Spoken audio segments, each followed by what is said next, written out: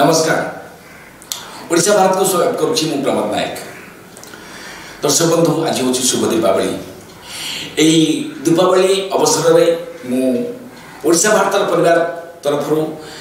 सारा ओडिशावासी को विशेषकर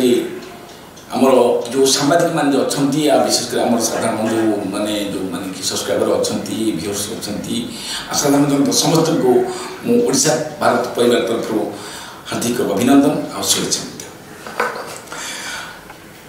दर्शक बंधु विभिन्न समय विभिन्न प्रसंग पर आलोचना करतमान नुआपड़ा जो उपनिर्वाचन ताकू नहीं विभिन्न गणमाध्यम चर्चा जोर धरी। बर्तमान देखु तीन प्रमुख दल तंकर योद्धा मान निर्वाचन मैदान को ओह्लैदेइछन्ति। एक तो बीजेडी स्नेहांगिनी छुरिया और बीजेपी जय ढोलिकिया और कांग्रेस घासीराम माझी। देखो घासीराम माझी विगत जो 24 साधारण निर्वाचन में स्वाधीन प्रार्थी भाव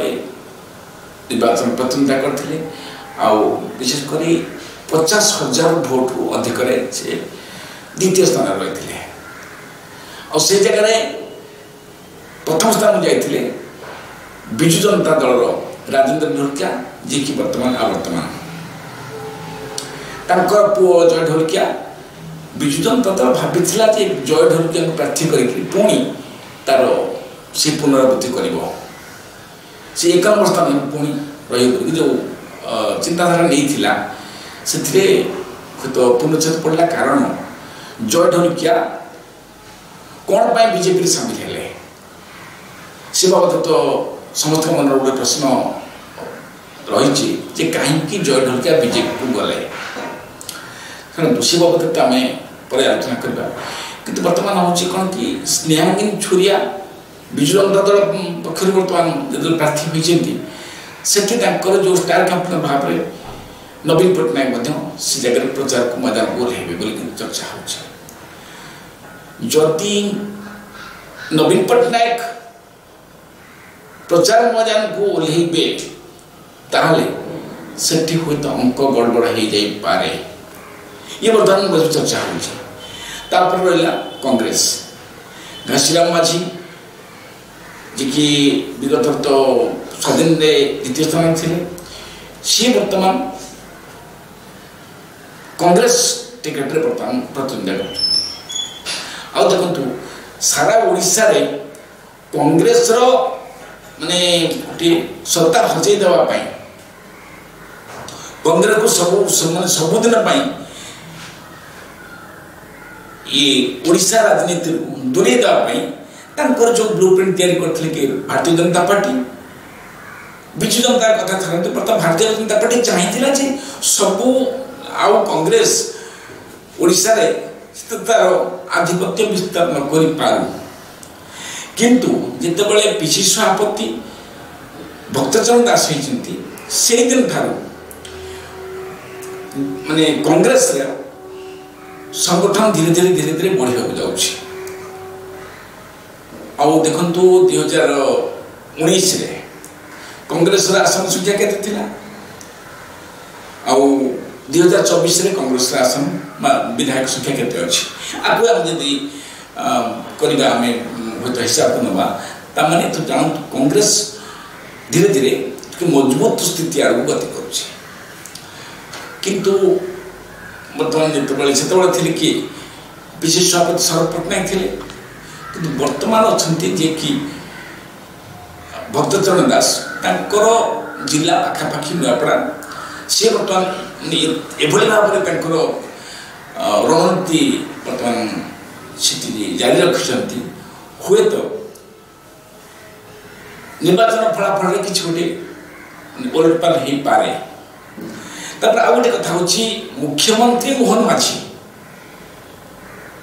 जितेबाला भारतीय जनता पार्टी चाहिए कांग्रेस कौन स्थिति नहीं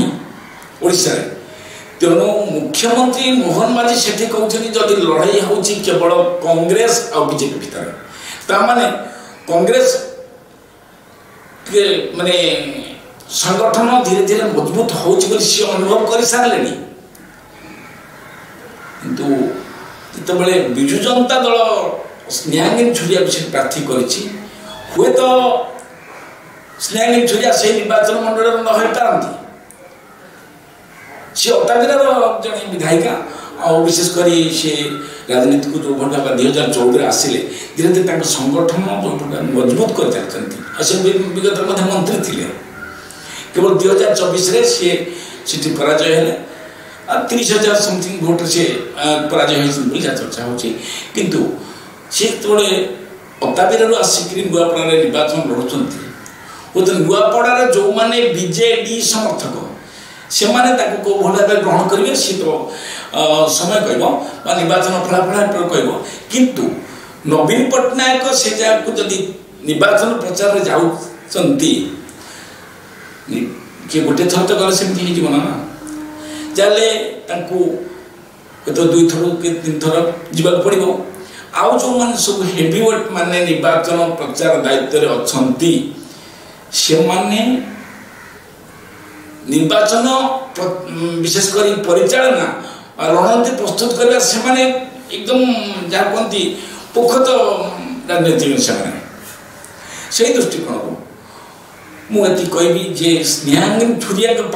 हुए तो समर्थक मन थी जे सी तो अन्य माने निर्वाचन मंडल आसती से गुरुत्व बहन कर किंतु जितेबाला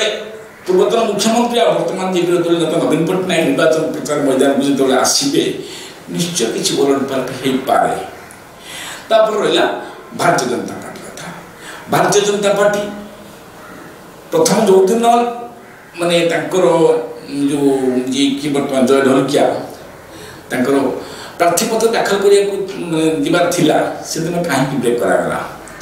देखिबार अच्छी से दिन माननीय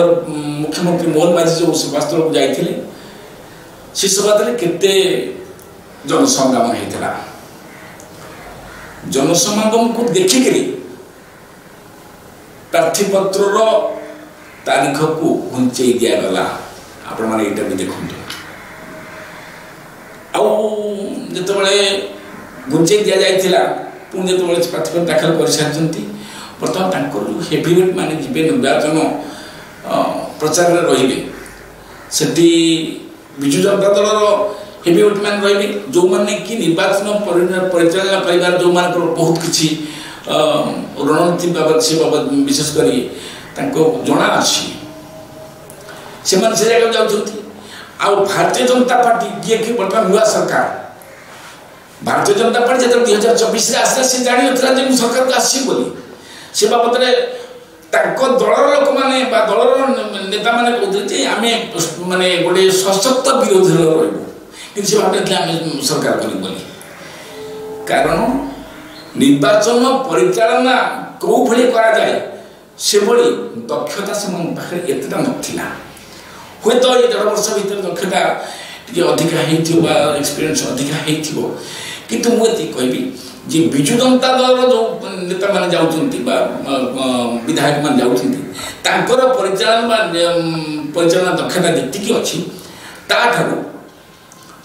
भारतीय जनता पार्टी नेता मान दक्षता टी कम अच्छी निर्वाचन किमी परिचालना कर जाए तापर रही आमर भारतीय जनता पार्टी जे कि केंद्र मंत्री अश्विनी वैष्णव आसुँच धर्मेंद्र प्रधान आसुँच जुएल राम आसुँच आमर लता बसुंडी आसुँच एमती आम जो मैंने प्रभारी अच्छे सी आसुँच माने बड़ बड़ नेता मैंने आसुँच किंतु बर्तमान ये गोटे रोचक मोड़ को आसी कांग्रेस से तो माने जो राज्य से कई लोक ना जो निर्वाचन परिचालना कौ भाव कर सी तो केन्द्र बर्तमान आसुँच हेवीवेट मैंने आसुँच किंतु कथा हूँ विजु जनता दल बर्तमान स्नेहांगिनी छुरिया से प्रार्थी कर नवीन पट्टनायक जदि से जगह 2 थर अधिका 3 थर से प्रचार मैदान को ओह्लांती ताले गड़बड़ हो जाए कारण मुख्यमंत्री मोहन माझी आ सभापति मनमोहन सागर आशा मान निश्चित माने जो माने उपनिर्वाचन होती सरकारी दल विजय हुए तो विजय हो पारे कौन जे माने पराजय हो बोली विजय तो निश्चय हम किंतु व्यवधान केते आपको निकली प्रश्न रही आदि व्यवधान में किसी से भाई किसी तारतम्य रहे ताने मोहन माझी प्रति गोटे सतर्क घंटी हो